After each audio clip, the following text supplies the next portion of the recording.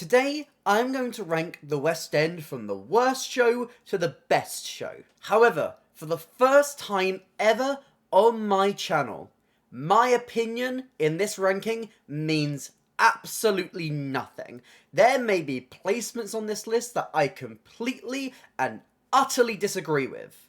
The only opinion that matters here is yours. You may be aware, in the past couple of weeks, I put out a huge survey where I took a snapshot of the West End a couple of weeks ago, and I asked you to give a star rating to every single West End show.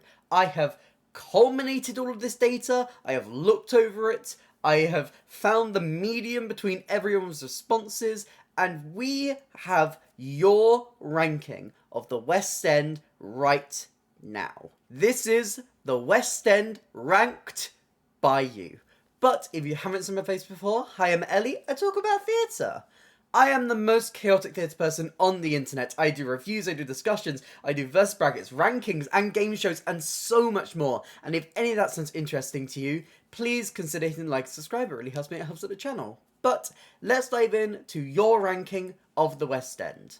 So, how have you ranked the West End? Let's go through some quick caveats. I took a snapshot of the West End from a couple of weeks ago, so you'd be ranking a fairly recent lineup of West End shows. Theatre always comes and goes, and I felt in some instances it was better to go for a show that had closed but had been open longer than going for a new tenant that a lot of people wouldn't really know and wouldn't be able to rank on the list properly. There's one exception to that, with one show that hasn't technically opened yet, which is Elf, which is about to play at the Aldwych Theatre, but it's had multiple runs at the Dominion that I feel like people probably have an opinion on it. We can include it over Tina. As always with my ranking videos, I have excluded the show at the Palace Theatre, simply because of the author's comments on my community and trans people as a whole, and knowing that my audience probably has a similar opinion on that show, it probably wouldn't be fair to allow it on this list, knowing that it would go straight to the bottom. Instead, to make sure that we still have 39 shows, I have actually allowed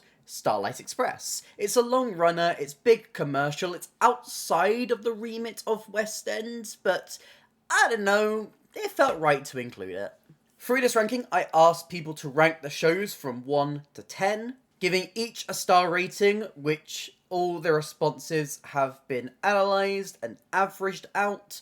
There is the case that people could leave shows off if they hadn't seen them, which means that certain shows like Wicked, Hamilton, like long runners, have a lot more responses than something like The Weir, or Burlesque, which had much shorter runs. This meant if one person had a more negative opinion on those shows that didn't have a massive response, it would weigh them down more heavily. I also wanted to see what were the most popular shows when you ask people what their favourite is. Because we're dealing with a lot of averages, I wanted to see more so a personal response, rather than just ranking everything by a number. So, as well, I have data for the shows that people listed as their favourites, and the shows that people listed as their least favourites. And it's very interesting because it doesn't always match up completely. We're going to start with the show ranked at the bottom and work our way to number 1, starting with 39, Elf, which got a score of 4.63. Now, I was quite surprised by this. I mean, I knew that Elf probably wasn't going to fare amazingly well in the ranking, but being right at the bottom was a massive surprise for me. I think Elf is fine. It's okay.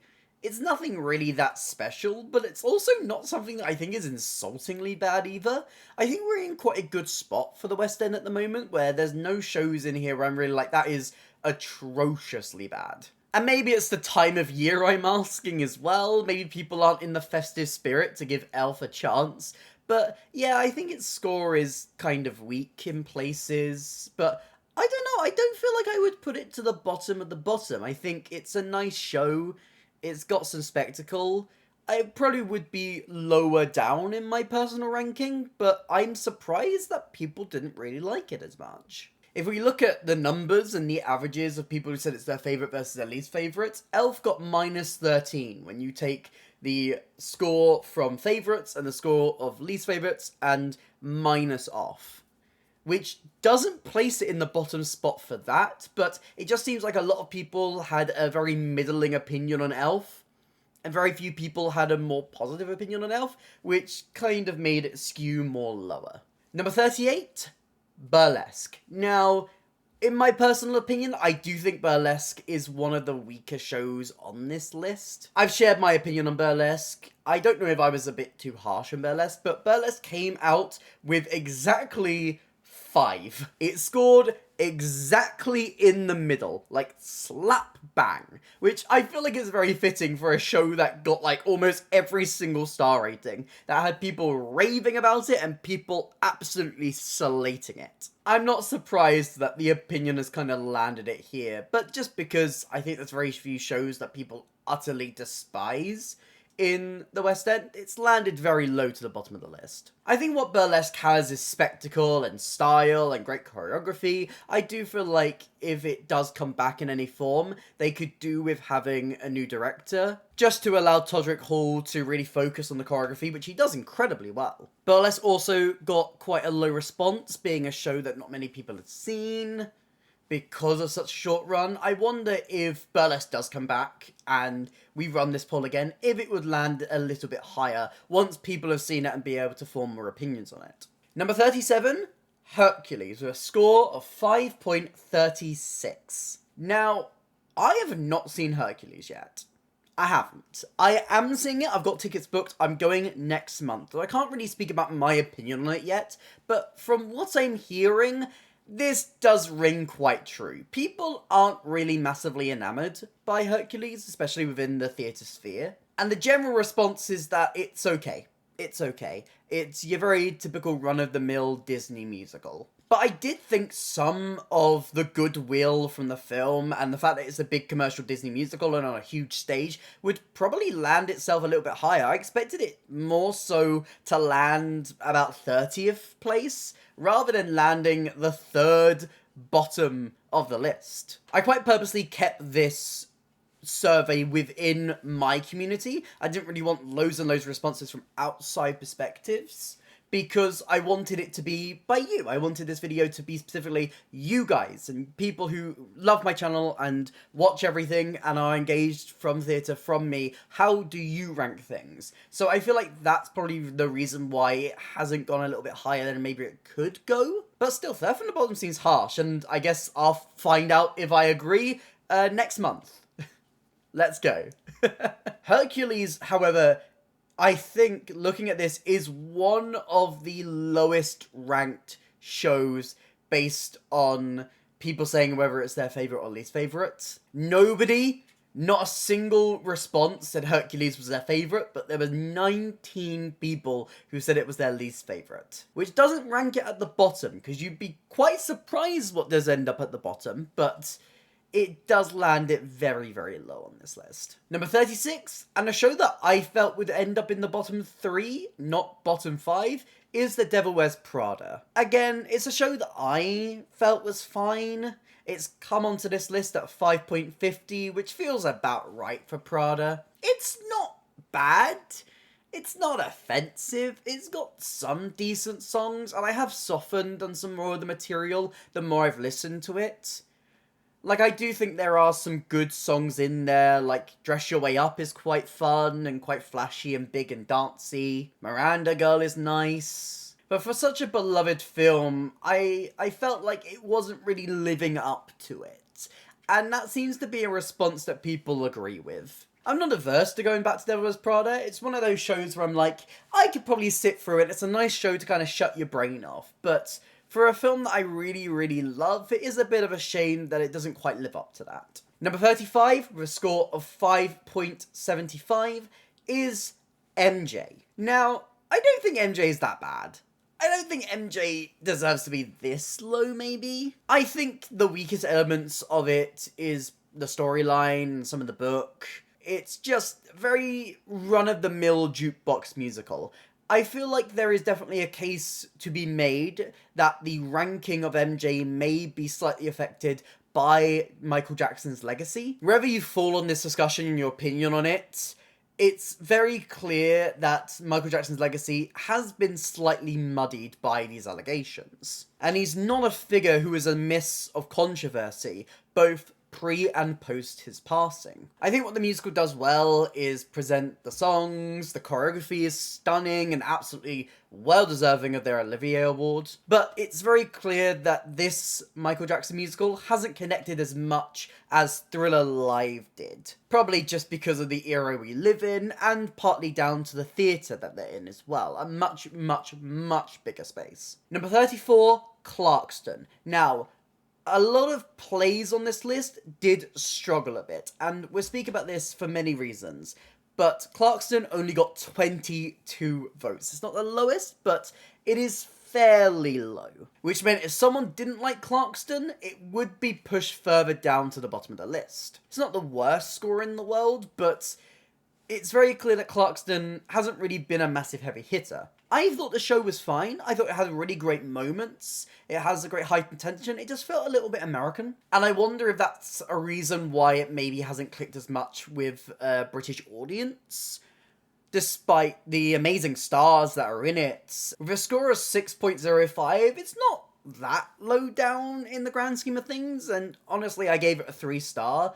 I would probably give it more of a 7, because I think a lot of the material in the play is very, very strong, and I like a lot of the moments on their own. It's just like the full picture that kind of fell flat for me. But with less responses and less people having seen it from my audience, it does fall slightly lower down the list. Number 33, with a score of 6.16, is Mamma Mia. Now, what's very interesting is that Mamma Mia, if you take favourites versus least favourites, is the lowest ranked show. This probably just coming from the fact that when you ask people for 3 shows that are your least favourites, Mamma Mia being big jukebox musical that's been on for 26 years, it was probably just more so on people's minds. I think Mamma Mia is fun. I think Mamma Mia is fun for what it is, and it's absolutely what it needs to be. And I think there's all different types of theatre for different audiences, and you know, for an audience like mine, who is more used to trying to find the best of the best, maybe Mamma Mia just doesn't appeal that much. Which is understandable, which is fine. And I do feel like if this poll went out to a wider audience, which I will do at some point in the future, I do feel like Mamma Mia would land a lot higher. But I do feel like Mamma Mia has very strong opinions on both sides, which probably weighted this a little bit more. But on an overall ranking, it does land a little bit higher than what the least favourites would suggest. Number 32, another show on this list that I haven't seen yet. This is The Weir, with a score of 6.36. This was the lowest responded show on the ranking. It's one of the newest shows on the ranking, especially this version of the show. It had some previous runs, but maybe I should have gone for the previous tenant of the Harold Pinter, but it was just such a short run that I felt like The Weir was the better choice to put on here. But the people who responded seemed to be middling to high on it. There weren't many responses that ranked it the lowest of the low, but I just think because of how the averages worked out, it landed here at 6.36, and landing in 32nd place. Again, I think this is one that just needed more time, and would maybe rank a little bit higher, because it had a very, very strong response from the critics. A lot of people were ranting and raving about The Weir, and now that people have seen it more, I am seeing that it's performing very, very well. I mean, they're now selling standing tickets for the show, and I mean, you don't really need to do that if you have seats available. So maybe if I ran this poll like yesterday, maybe there would be a more positive response for this show. Number 31, Back to the Future. I thought this would be lower. We kind of feel like we're coming towards the end of the life cycle for Back to the Future, and it's an okay show. I think it works very well, especially if you are a big fan of the film. It definitely has its moments within the score, but on the whole, it is quite weak. What it does have in spades, and even if you absolutely despise the show, you cannot deny the spectacle of it all. It is genuinely and phenomenally impressive with its effects and its achievements and how it plays with that to recreate the film on stage. But on the whole, that is kind of what it is. It's a recreation. There's not really much new here that you can't get from watching the film beyond just the fact that there's songs now. Back to the Future got a score of 6.56, which feels quite in line with how I would rank it. So, yeah, I'm not mad at this response. I would probably rank it below something like Mamma Mia, definitely below something like Clarkston, but I can understand why it's come a little bit higher. I think some of the positives probably outweighed some of the negatives here. Number 30, Choir of Man. Now, when I first went to see Choir of Man, I was really, really positive on it. I thought it was fun, and so different, and so lively, and exactly what it needed to be. But it felt like, over the years, Choir of Man's reputation has kind of changed within the theatre community. And I can't quite pinpoint a reason why this is. I mean, a reason that I kind of shied away from Choir of Man a little bit was some of its casting, which I have mentioned before in certain weekly news recaps when I was doing them, that I was quite disappointed that for a show that is all about community and people coming together and, like, acceptance in so many ways, would have constant cast just one after another with almost entirely white men, with normally one token person of colour, which felt like a huge antithesis to what the show is trying to champion. Maybe some of that has reflected on Choir of Man badly. Maybe it's the jukebox musical of it all. Maybe it's the fact that it draws in a lot of tourists that have kind of turned people off. But with a score of 6.71, it's not entirely negative. I would probably rank it a little bit higher than that. I do think it is at least a 4-star show, if you're trying to compare it to other West End shows. But maybe some of the atmosphere surrounding Choir of Man has soured the response a little bit. Number 29, Moulin Rouge. Yeah, this is about where I expected Moulin Rouge to land. With a score of 6.84, it's nothing to scoff at. I think when it comes to big flashy jukebox musicals, this is one of the best examples of it. With the mashups and the spectacle and the sets and the glamour and the costumes, I think it is a visual treat. And when you have a really good cast in Moulin Rouge, you get the best out of it. Like, if you have a great Christian and you're going to get a beautiful rendition of Roxanne, oh god, nothing lives up to that. The goosebumps you can feel from a good performance of Roxanne. This is kind of where it averages out for me around here. I would probably say it's more of a 7 than a 6, but it's not far away from that. But yeah, maybe a general distaste for jukebox musicals, as we've kind of seen with a lot of this list. I think this might be one of the highest ranked jukebox musicals. We have got a couple more to speak about, but it is kind of one of the highest ones. Maybe there's just a general distaste for jukebox musicals within my audience. Number 28, The Mousetrap, with a score of 6.89. It's undeniable that The Mousetrap is popular. I mean, you don't last 73 years in the West End without having people going to see you. So I am surprised that it's ranked this low. I think a lot of people just must think it's okay, which is definitely how I felt when I first saw The Mousetrap. I think I was expecting something really, really amazing and something spectacular and something absolutely groundbreaking and like really tense thriller murder mystery vibes, and it was just kind of like, oh, okay. It's nice. It's fine. I've definitely seen much more thrilling theatre than The Mousetrap, but it's not bad. It's not bad. I mean, this isn't a bad placement for it. It has avoided the bottom 10, but I did expect it to be a little bit higher, I'm going to be honest. Number 27, The Lion King. Lion King scored at 6.90, and yeah, that feels about right. I think The Lion King is great for your first trip to the theatre, and I think if you're taking family there, I think if you're enjoying it through the lens of a child, you can really understand why Lion King works, and I wouldn't want Lion King to go away ever, because I feel like it serves that purpose. It is that magical piece of theatre that introduces families and kids and a new generation to what theatre can be. And from there, you can grow and you can learn and you can find more theatre for you. I think it's very important for that. But I think when you're watching it as an adult, and as someone who first saw The Lion King on stage when they were 18, you kind of watch The Circle of Life, right? And that is incredible. That is so spectacular. You see all of these animals parading through the theatre. It's so cool, and then nothing else lives up to that spectacle. There's cool sequences in there, like something like Be Prepared, which is really well staged, and the raising of Pride Rock and the final fight scene. There are cool moments, but nothing's as cool as the first thing you do, and so everything else in the musical kind of feels a little bit underwhelming.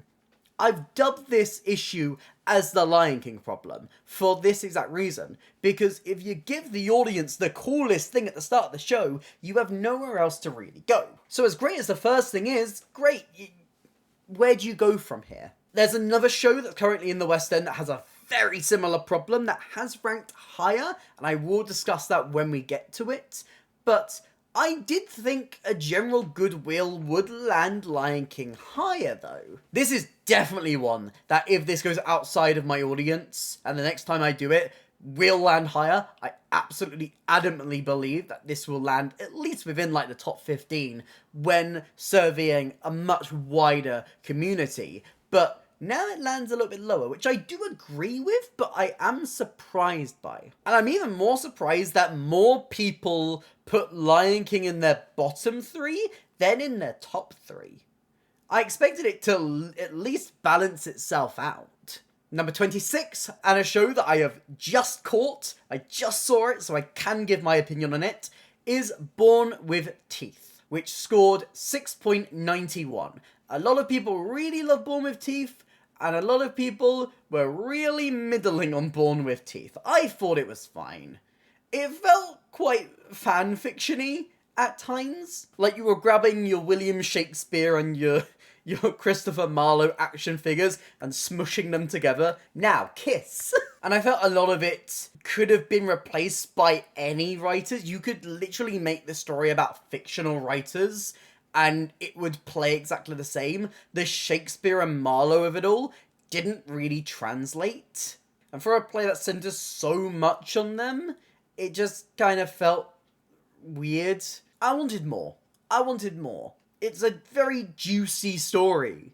And especially within that time period to tell a queer story, it just kind of felt like fanfiction a lot of the time and wasn't really diving into a lot of the grit that I wanted out of it. I think this one has probably helped with very good performances and star power behind it, and there were a lot of people who really enjoyed it. But it seems like on average, people were quite middling on it. Number 25, The Book of Mormon, with a score of 6.92. Like many other works from the creators of South Park, The Book of Mormon is quite controversial in many ways. And I think there's a lot of people who are adamantly against it, and a lot of people who really love it.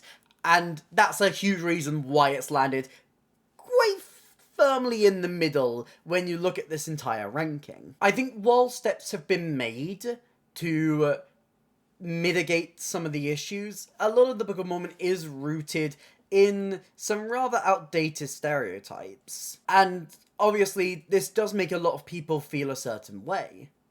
I do think a lot of Book of Mormon works. I think it's got a great score. I really do feel that, and especially for a musical comedy, they do tend to have weaker scores. Hello, Spooky Mormon Hell Dream, there's so many great songs on that album. Man Up, oh, so fun. Personally, I haven't seen the Book of Mormon in a while, and I do feel like going back to it, I would maybe have a different opinion on it than when I saw it as a teenager, but personally, I would be inclined to rank it a little bit higher than this, but I understand what is kind of surrounding it and why it lands here on the list. Number 24, with a score of 6.99, is The Phantom of the Opera. I expected this to be much higher. I expected this to be top 10. I'm really surprised that this has landed so low. I'm not shy to say that The Phantom of the Opera isn't my favourite musical, but I have seen the show twice, and both times I enjoyed it. I don't think much of the music, stuck with me. And it's not a musical that I, sought out the score afterwards, or went to listen to the cast album or anything. I just kind of watched it and was like, that was fun, and left. Bye-bye. That was me. That was all I needed, But, yeah, I can't lie, I am surprised it's so low, especially for such a long-running musical, and a musical that is very beloved by a lot of people. I expected it to be higher. The only reason I can see it being so low is maybe the production being cut down. There were a lot of strong feelings about the current West End version, and people saying that the changes to it made it more inferior. And I never saw that version prior, so I can't really give an opinion on that either way. But from what I've heard from people who have seen both versions multiple times, it isn't that different apparently, but you do feel the smaller orchestra. I didn't think that would land it this much lower. Maybe it's an Andrew Lloyd Webber thing, but this isn't the only Andrew Lloyd Webber musical on this list, and the other one that ranks a lot higher is a lot more controversial in a lot of ways. So yeah, I'm very surprised by this placement, but yeah, it's not the worst in the world.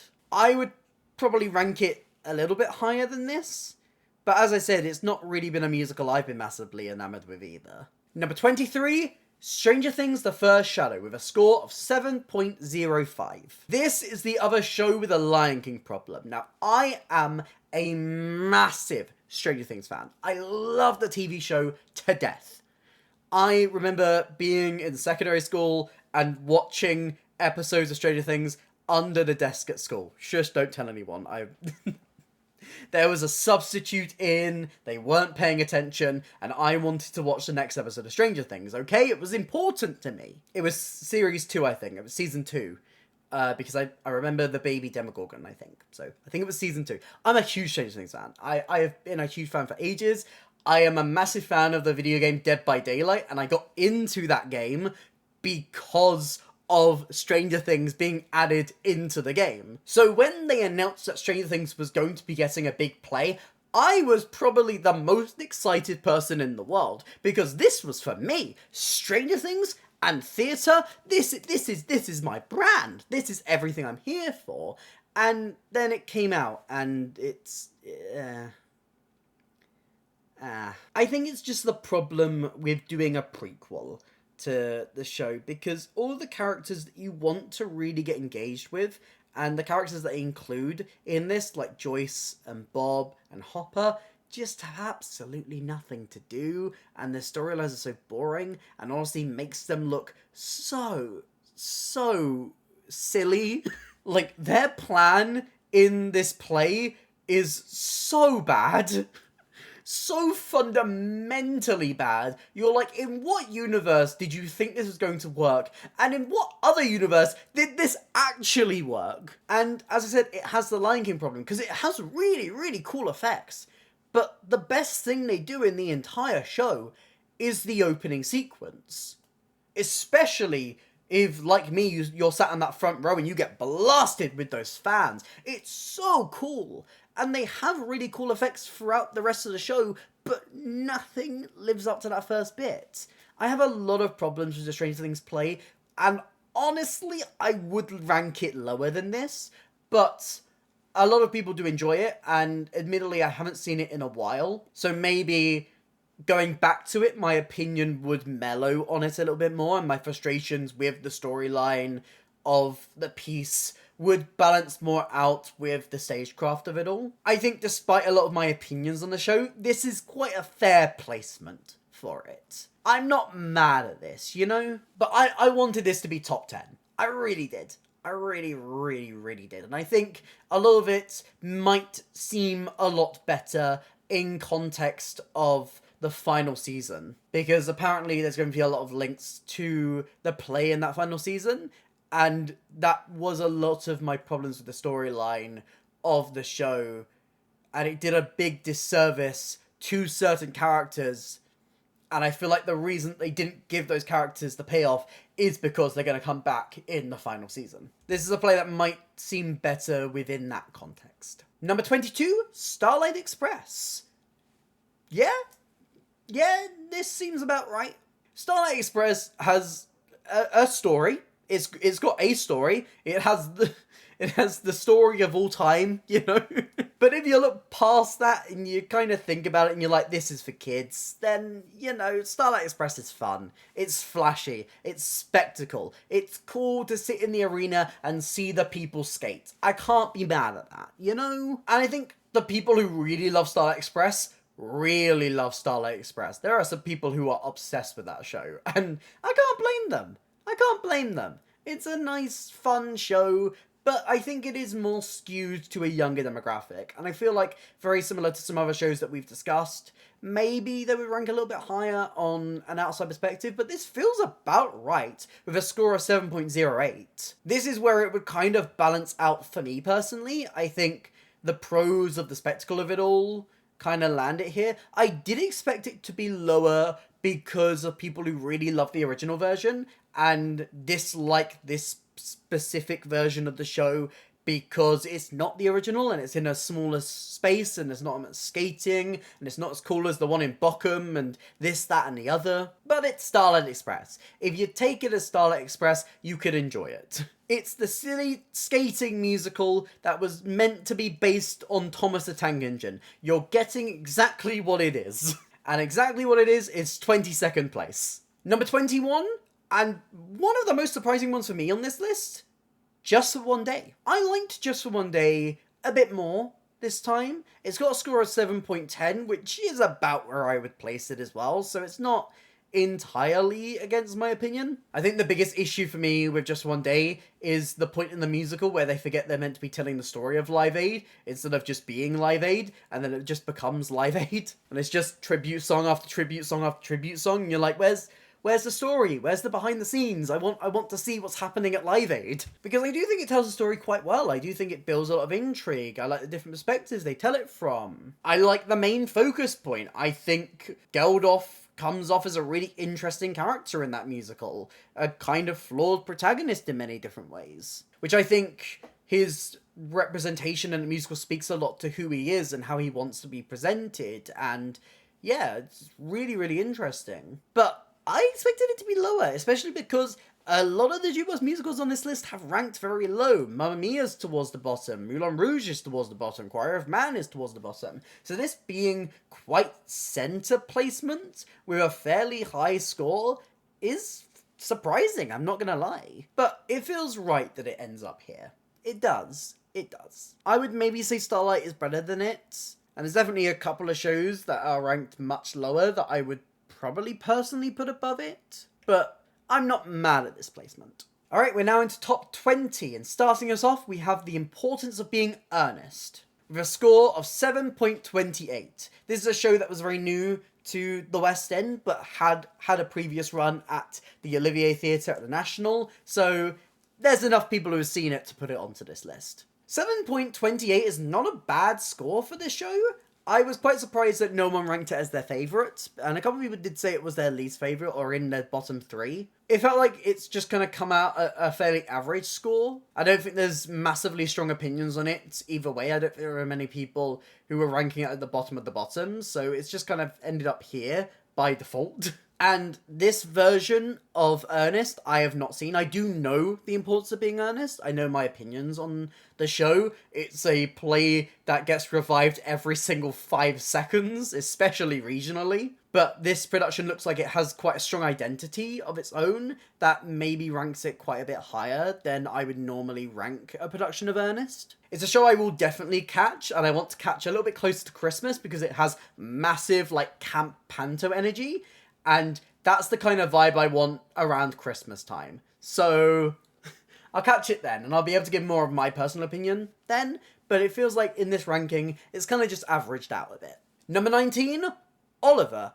I expected this to be much higher, honestly. Maybe there's a lot of people who ranked it without seeing the most recent version or ranking Oliver on its own. But at 7.44, this feels very wrong for the current production of Oliver. I think the current production of Oliver is one of the strongest we've seen. It's a very strong revival. Especially for a musical that I've kind of not really loved in previous iterations. Like, listening to the cast album and getting into it like that, I was not very enamored by Oliver. But this production has a lot of grit, has incredible performances, especially from Simon Lipkin. My lord, he is born to play Fagin. Like, I would solidly give Oliver a score of 9.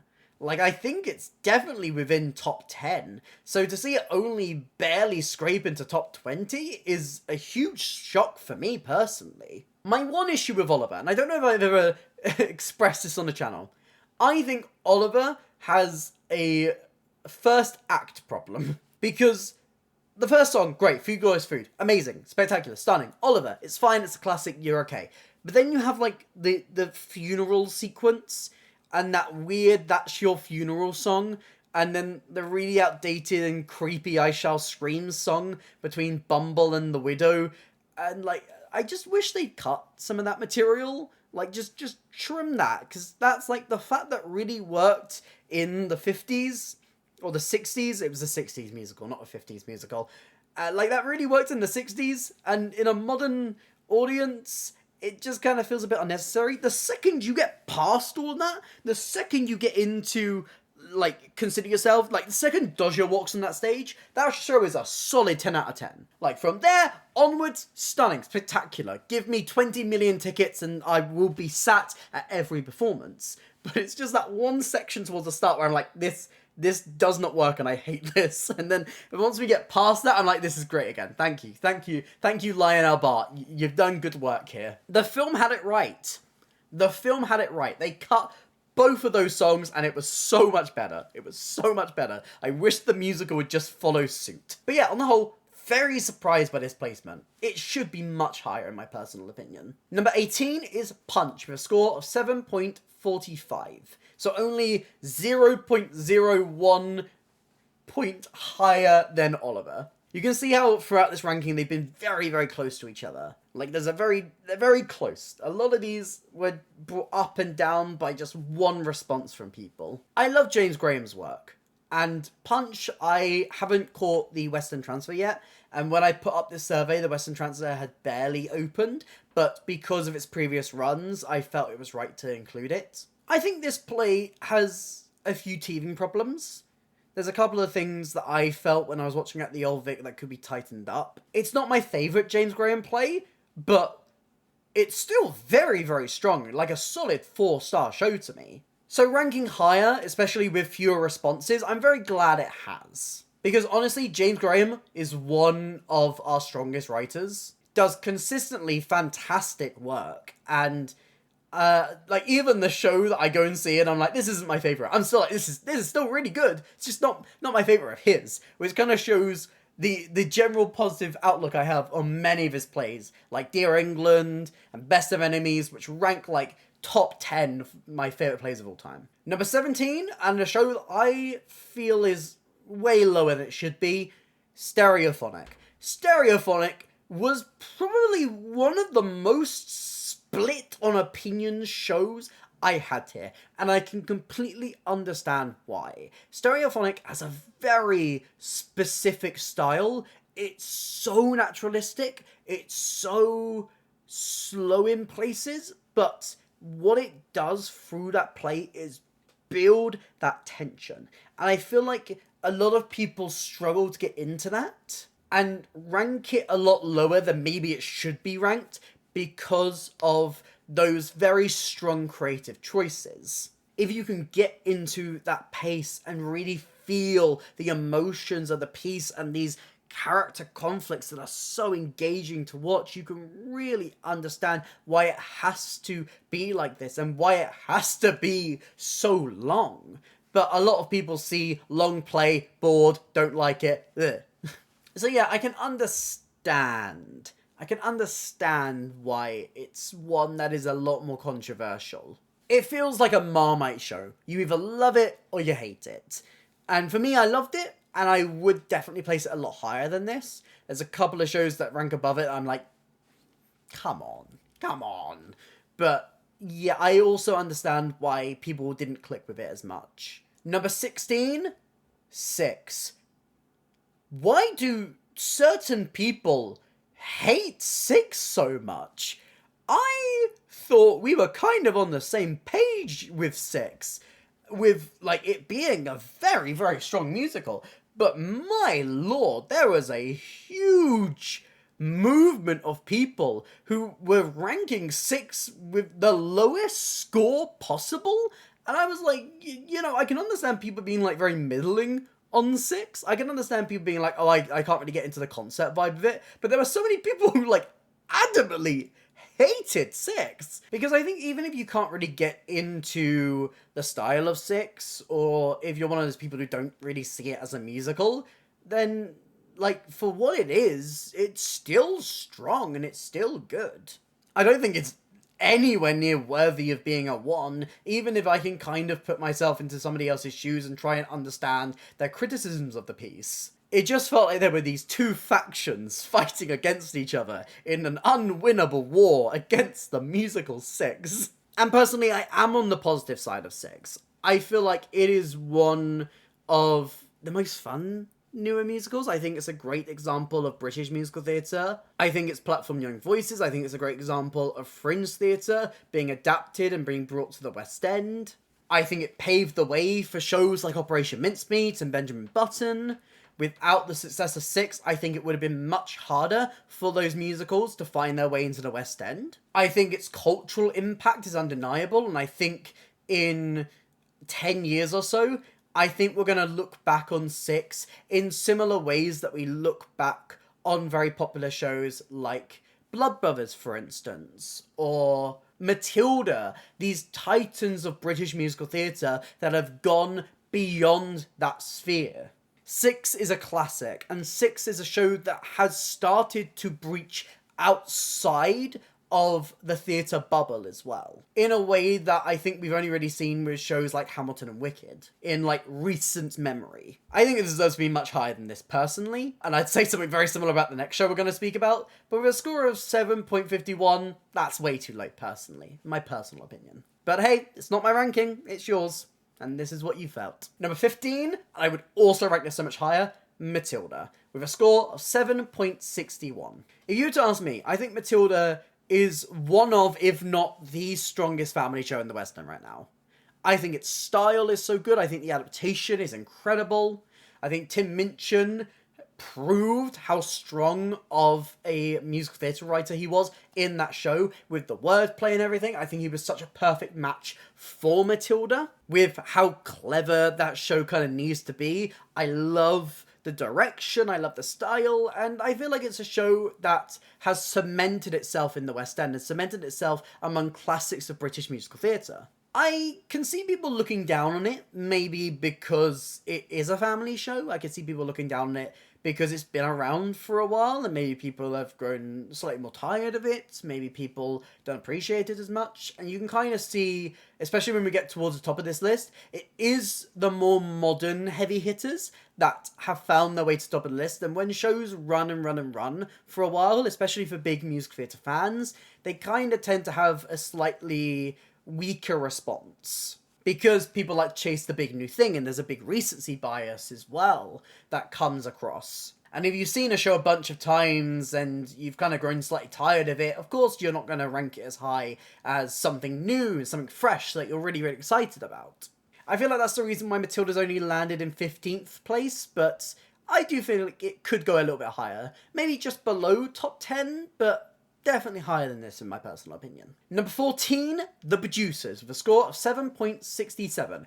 I'd rank it about here. Yeah, I enjoyed The Producers. I thought this was a great revival of it. I thought it was a great way to scale it back, but still not lose out on anything.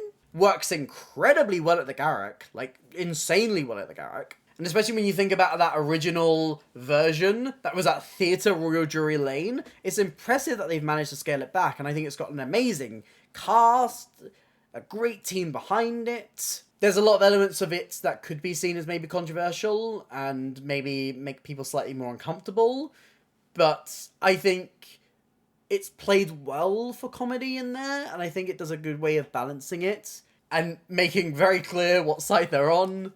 Mel Brooks' comedy is so strong and so evident in this musical. This one didn't get the biggest response, which is fair enough. It hasn't been in the West End for too long, and it was in a very small theatre prior to West End, so maybe some more people need to go and see it. I don't know if it would go higher or lower, though. That's the only thing. I feel like here is quite a good placement. I feel like it's more of an 8 than a 7, in my personal opinion, but this is about where I would rank it if I was putting everything into my own personal ranking.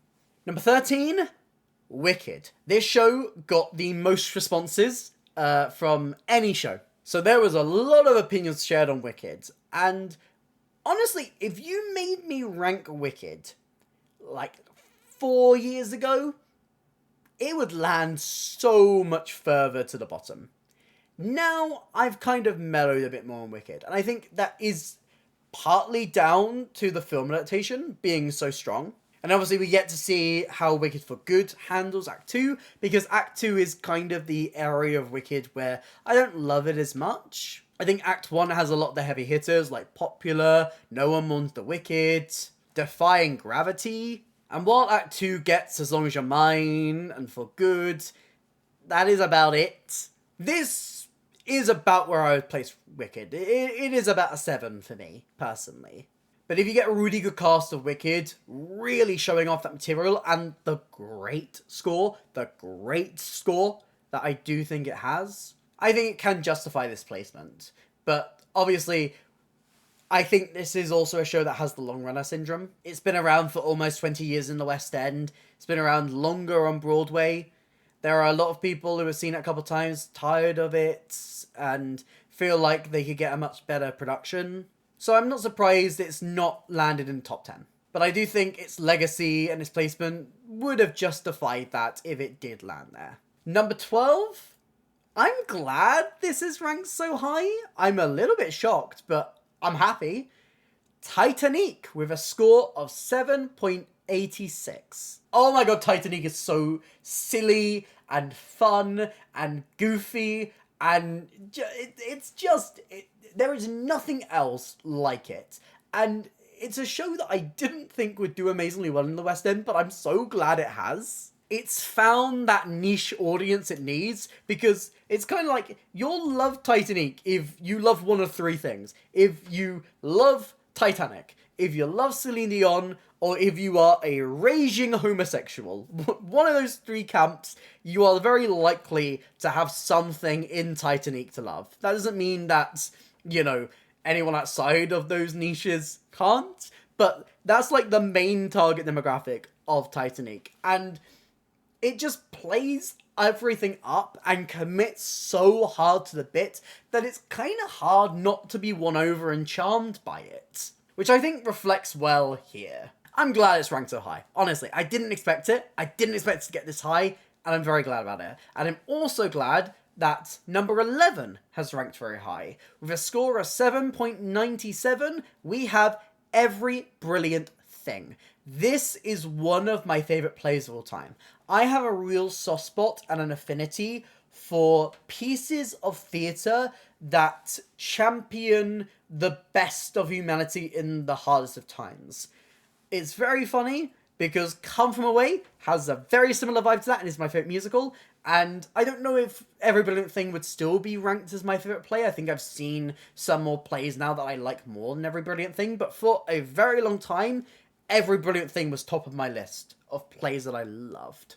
And this current version in the West End has been able to bring it into a bigger space, to bring it to a wider audience, without losing the intimacy that it needs, thanks to it being staged in the round at Soho Place. The writing of it is so life-affirming, it's so nice, every time you see it, it's so different because of how the audience participation is built into it, meaning that different responses get different laughs and moments, and different people are brought on stage every single night and get something different out of it. And they've doubled down on that in this production by adding in the factor of different performers doing it throughout the entire run, which has different inflections and different motivations behind it all, changing the gender of the performer, the age of the performer. And honestly, I'd love to see Every Brilliant Thing come back next year with 5 completely different performers and do it all again. Because I feel like Every Brilliant Thing is a show that can do that and lends itself very well to that. Because of how malleable it is, without changing any of the text really.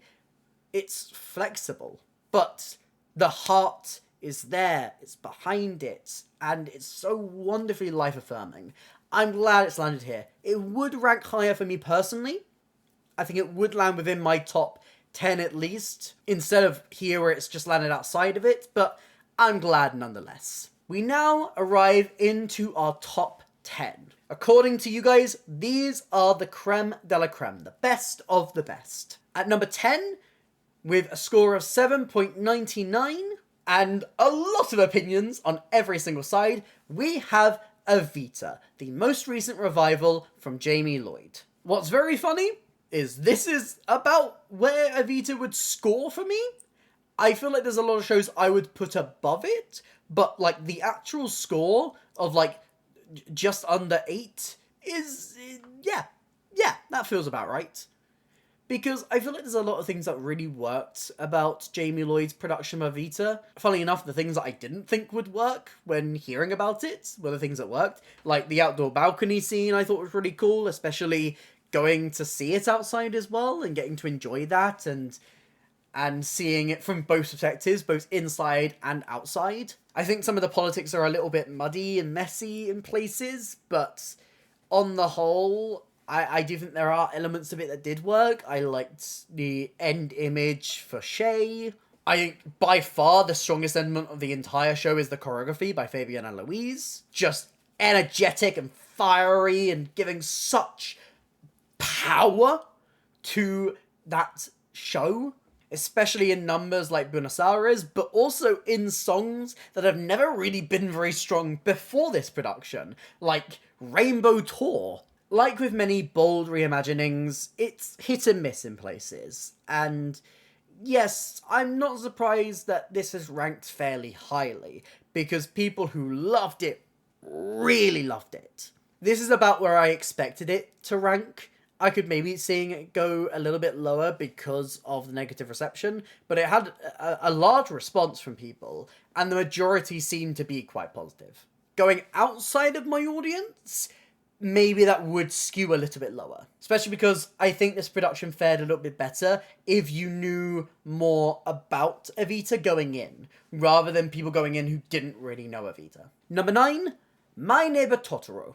With a score of 8.10, I'm so glad that Totoro's up here. Totoro is so charming and beautiful, and I think what it does so well is using that puppetry and the spectacle of that and the joy of that to replicate for an older audience who may be taking their kids to it what it feels like to meet Totoro. When I saw the original film, I thought it was okay. I watched it when I was older, so I didn't really have the childlike wonder that it kind of needs you to have. But that's what I got from the play version of it, because you're seeing these puppets and you can't help but sit there with your mouth agape, just in shock and awe about how they bring these creatures to life. That's a really great way to adapt this and to bring this story to stage.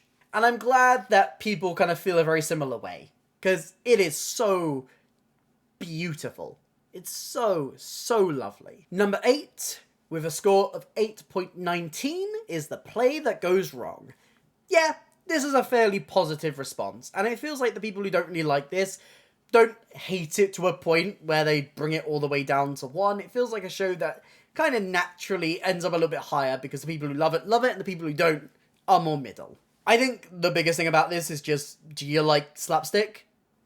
There you go. And Mischief, I think, are very smart creators. I wouldn't say that Play That Goes Wrong is my favourite Mischief show. I do think they have done better, and I think they're a company that keep building upon their work and doing better and better and trying to reinvent, even within the Goes Wrong sphere, that they have improved upon their work, but this is the classic. This is where it's all started, and it's so well refined and been worked on so well to a point where the comedy just builds and builds and builds and slaps every time. It's a great show to just go and relax and enjoy, and I can understand why it has a much more positive response. Number 7, probably one of the most surprising things on this list, because a lot of the other plays on this list found themselves much lower down, but this one surprised by ending very high, and that is Till the Stars Come Down. With a score of 8.23. I saw Till the Stars Come Down on their on-stage seating, and that was the best way to see it, because you felt a part of it. You felt like you were immersed in the action of the wedding, and it made it feel even more personal because of what was going on there, because of the drama of the piece, because of how it builds, and the almost fly on the wall tension of it. Score wise, this is where I would rank Till the Stars Come Down, about an 8.23. Like, 8 feels about right for it. It does very well at building that tension and building that drama, but there's definitely shows below it I would rank higher, like My Neighbor Totoro, Every Brilliant Thing, definitely. Titanic, I would. Matilda, I would. Six, I would. Stereophonic, I would. Because if you look at the rest of this list, this is the highest rated play. This got like a fairly decent response, not one of the highest. Fairly low in the grand scheme of things. But when compared to some of the other plays, much higher. Which probably is helped by the fact that this was put out towards the end of the run for Till the Stars Come Down. And it also had the run at the National previously as well. So where something like The Weir struggled a bit, Till the Stars Come Down landed higher. If I put this poll out wider, I do feel like the score would come down, just like the stars. I'm certainly not mad it's so high, I'm just a little bit surprised. Number 6, and just missing out on our top 5, is Les Mis. Again, this might have gotten some slightly lower scores because of the production that we're ranking. I don't think it's as strong a reaction as the people who adamantly hate this current version of Phantom, but they did take away the original version of Les Mis and replaced it with a more scaled down version, and removed the revolve, and removed the strong barricade that was associated with that version. And I'm still yet to see the new version, so I can't really speak massively on that personally. But Les Mis is a classic. It's 40 years in the West End. I think this is a very understandable score. I think if we went slightly outside of my demographic, I could see this climbing up to being at least 3rd place. Because I think it's very clear that my audience have chosen more modern shows for their top 5. Shows that are slightly newer to the West End. And something like Les Mis, that is celebrating 40 years this year, kind of comes down in that ranking because of that, maybe. But I think the power and the prominence and the quality of Les Mis is completely and utterly undeniable. I think it's very deserved that it's landed high on this list, even if I expected it to be a little bit higher. It did very well in terms of people's favourites. There are a couple of people saying it was in the bottom 3, but on the whole, a very positive response for Les Mis. We now come to our top 5, and starting it off at number 5 is Hamilton. With a score of 8.43, yeah, it's celebrating 10 years this year, a little bit lower in the West End, but still, it is undeniable the cultural significance of Hamilton. I think it's a show that has started to tour the UK, so more audiences have been able to see it, even if you're outside of London. It's a show that is easily accessible through its pro shot on Disney+, which probably led to more responses as well, and people being comfortable enough to rank it. And I think its quality is undeniable. It is a strong musical with one of the best scores ever written. It's so well crafted. I think the only things that kind of go against Hamilton is maybe some of the staging and the direction just naturally over time have become slightly dated. That style of choreography, honestly, not even Hamilton's fault, but that style of choreography has become replicated more and more and more, to a point where it feels like a lot of musicals are just copying Hamilton, to a point where Hamilton's choreography now just seems dated because everyone tried to be Hamilton. But I'm not surprised it had a very positive response. It had a high number of people claiming it as their top 3. Only a handful of people putting it into their bottom 3. Not enough to counterbalance that. It's done very, very well, and I'm not surprised. Number 4, we have Cabaret. Cabaret has had a much more positive response over here in the UK than it has had in the States. And I think that reflects with a score of 8.51. I think the constant flow of different casts keeps making people come back for more and more Cabaret. I think especially in this current moment, Cabaret feels more relevant and more timely and more important than ever. Not just in the States, but also here too. We are seeing a terrifying shift towards the far right that is very scary for people like me and people of colour and different communities that are often scapegoated in similar ways to the communities that we see reflected in the story of Cabaret. The immersive nature of this production is incredibly strong. I think the intimate theatre as well makes it feel more positive. I'm not surprised Cabaret has landed so high, and I massively agree with this placement. I think for me, it would maybe go up by like one more placement, but you're gonna find from here on out, I pretty much agree with these placements. I would just maybe shift them around one. Number 3, we have Hadestown. I'm so glad Hadestown has had such a positive response, because it was kind of more middling for its London tryout and the National. People loved it or they hated it. I was in the camp of loving it, and then it's come back now and it feels like it's really truly found its audience. With a score of 8.56, solidly in 3rd place, I'm very glad to see it. I think it is a modern classic. I think it's a show that will solidify itself in musical theatre history among some of these heavy hitters. And you can tell how much love and care and time has gone into crafting it and perfecting it. This is a musical that had such a long creative process. Almost 10 years to get it to Broadway, even longer than that for the idea in Anais Mitchell's head.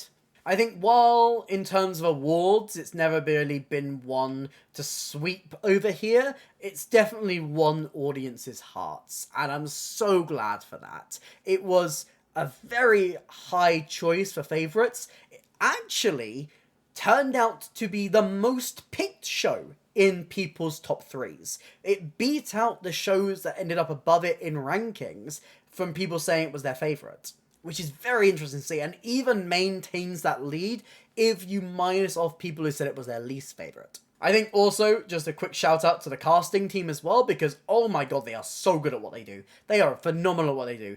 Every single time they bring out a new Hadestown cast, I am like, well done. You've done it. You have made peak. You have topped yourself once again, and they do it again. I'm like, oh my god. Number 2, and this would probably be my personal choice for the best show, and it hurts. It hurts. It hurts because the next time I put this out, it won't be here. The Curious Case of Benjamin Button. With a score of 8.64. What can I say about this musical that I haven't already said? Even in my previous video, it was all about saying goodbye to Benjamin Button. I watched it first at Summer Playhouse Elephant. Loved it there, was waiting with bated breath for that transfer. We got it. I had so many opportunities I was given about it. It has a real special place in my heart for all of that, but also for the quality of the show itself. It's so well crafted. It's got such a huge heart. It takes a story that should not work as a musical and just completely makes it shine. It's life-affirming. It's beautiful. The focus on home and time are such strong themes that really resonate with me personally. There were some people who ranked it a little bit lower or didn't really love it, and I can understand that. But for me, this is just hands down the strongest thing in the West End. It was the strongest thing in the West End. But if you are keeping track, if you are counting along, if you have been keeping an eye on what is here and what I haven't said yet, you will be able to work out what your choice for the number 1 West End show is. It is still quite a modern choice, but your favourite West End show, with a score of 8.86, is Operation Mincemeat. Operation Mincemeat has kind of taken the West End by storm, and it seemingly can do no wrong. It's managed to build this great narrative around itself as a little show that could.